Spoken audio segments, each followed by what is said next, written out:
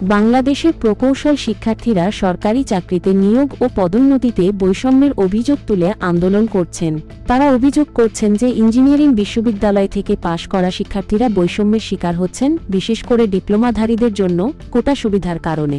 শিক্ষার্থীদের মতে, ডিপ্লোমাধারীরা সরকারি চাকরিতে, বিশেষ করে 10ম গ্রেডের পদগুলিতে 100% কোটা এবং অবৈধভাবে 9ম গ্রেডে পদোন্নতি পাচ্ছে। এর ফলে বিএসসি ডিগ্রিধারী প্রকৌশলীরা ন্যায্য সুযোগ থেকে বঞ্চিত হচ্ছেন।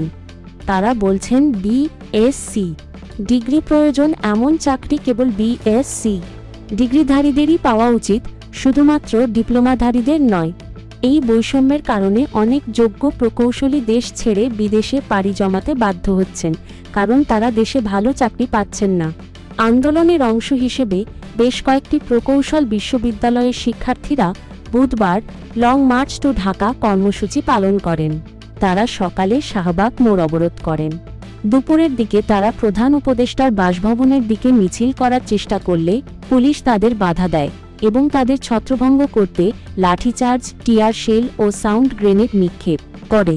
শিক্ষার্থীরা প্রাথমিকভাবে 3টি দাবিতে আন্দোলন শুরু করলেও পুলিশের হামলার পর তারা নতুন করে 5টি দাবি ঘোষণা করেছেন এবং আন্দোলন চালিয়ে যাওয়ার ঘোষণা দিয়েছেন।